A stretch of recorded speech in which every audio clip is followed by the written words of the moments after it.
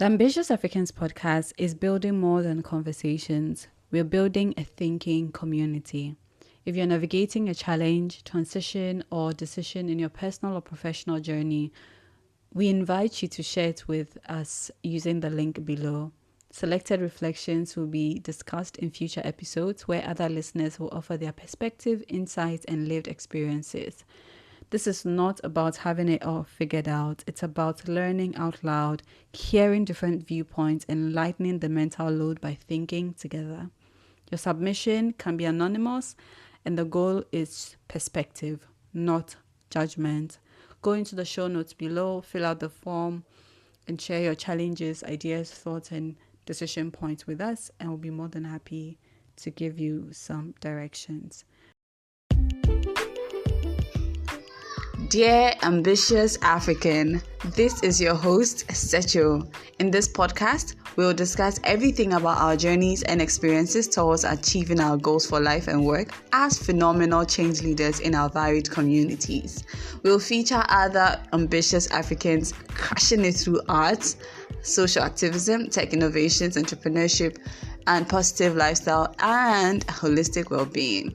We are the generation that is redefining Africa as we know it, and as an ambitious African, now is the time to get involved. Give us your feedback and ideas for our next podcast, and let's keep the conversations going. See you inside.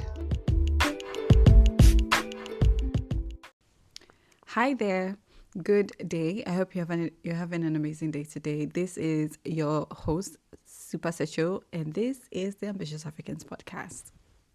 Today is a beautiful day. It's currently evening, but I had to host this video / episode because there were some things that were coming to mind today. Mind you, these episodes are not scripted. They are literally God inspired and God directed. That doesn't mean there isn't any level of preparation going into they do come with a lot of preparation. There are some things I really wanted to discuss today, but what has really been coming up a lot for me today has been the concept of political awareness. Now, we don't discuss politics on this channel, but once in a while I would mention why it's very important to be aware of these things so that you are not naive to the external environment in which your ambitions and aspirations occur.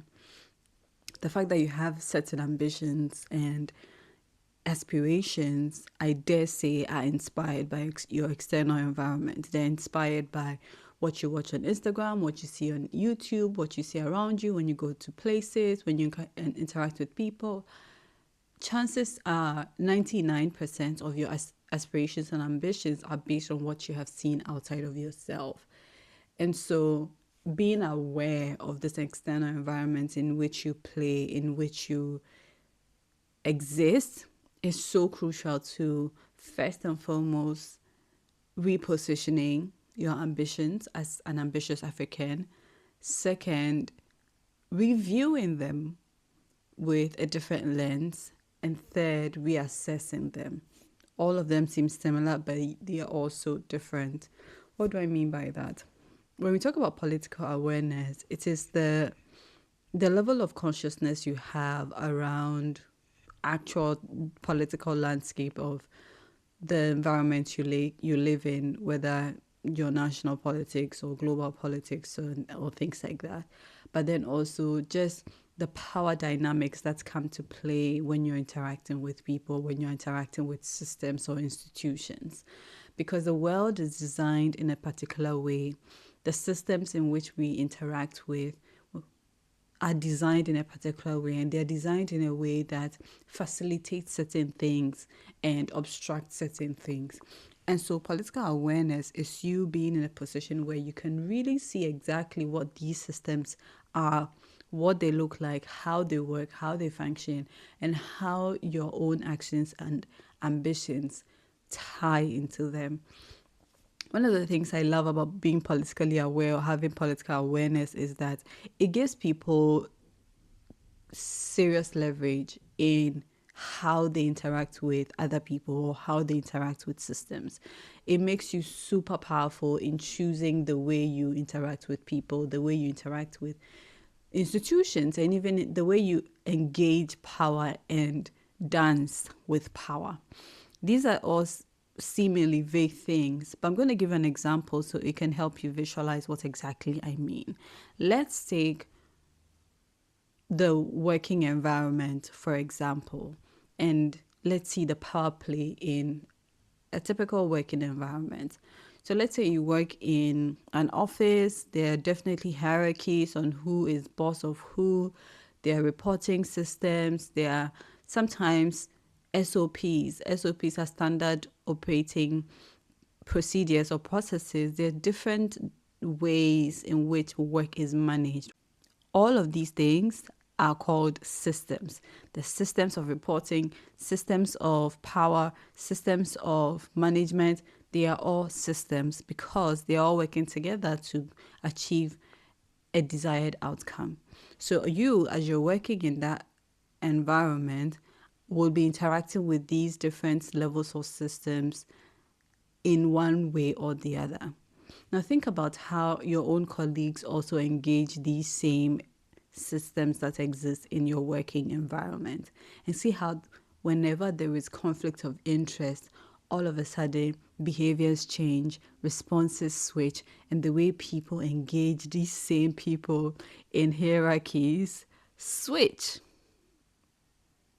Now you would ordinarily say, oh my God, this workplace is toxic, people are so power hungry, and people are always trying to suck up to higher ups for favors and whatever. You could say that, but you won't, because you're an ambitious African podcast listener and you don't think like that. However, there are people who think like that, so let's leave let's leave that to them. For you, you would say, okay, this is actually the work culture here.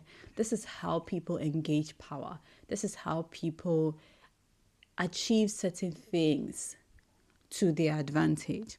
Now, based on my own personal principles and values, is that how I like to operate? If the answer is yes, you know what to do. The answer is no, you know what to do. But at the end of the day, you're being politically aware is knowing how to identify what this work culture really entails, because there are different types of working cultures. But then that is one example of what it means to have political awareness in your external environment. What else does political awareness entail? It also entails even church dynamic or religious dynamic, how people relate with who they perceive as authorities and how they either suck up to them, honor them in air quotes, or blatantly ignore and do not respect people.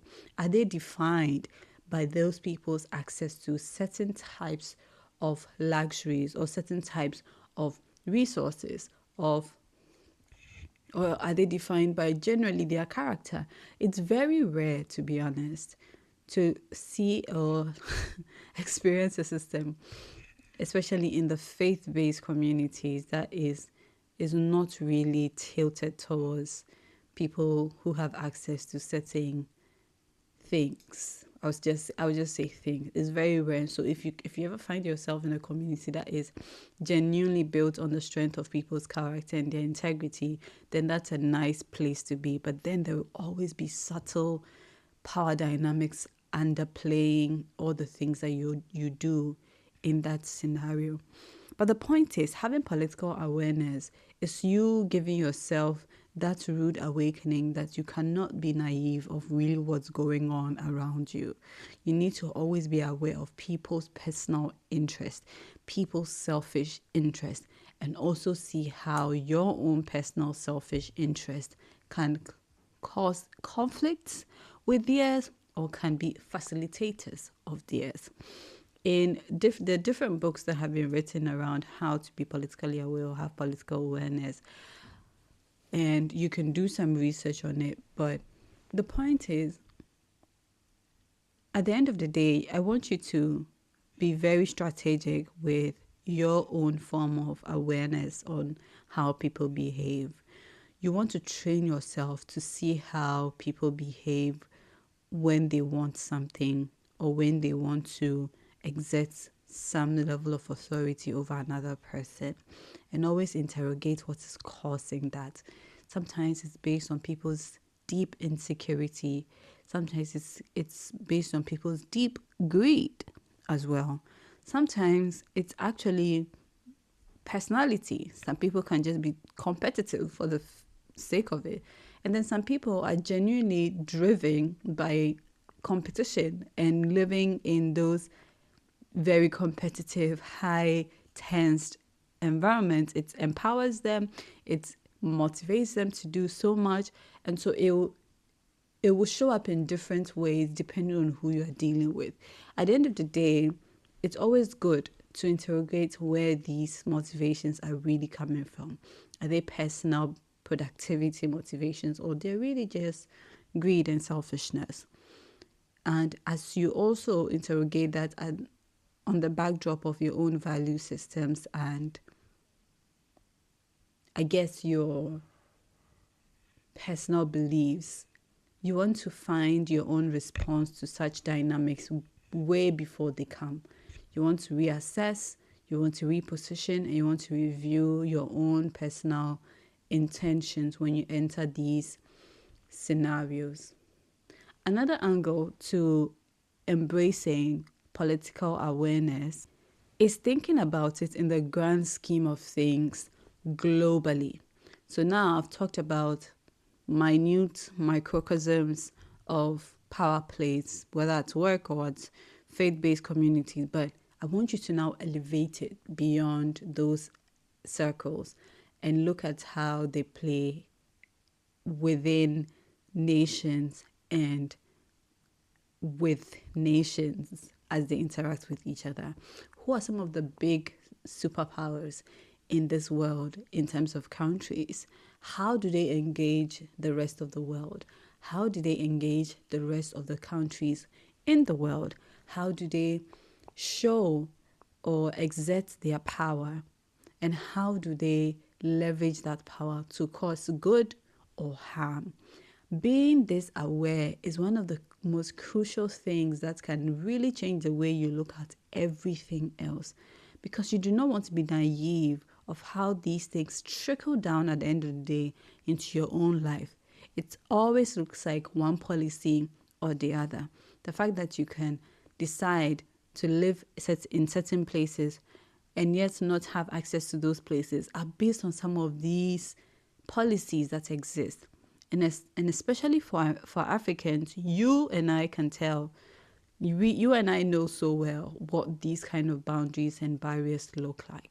But then you cannot sulk and fold your arms and think everything out there is not intentionally designed and be naive about how to navigate these designed systems.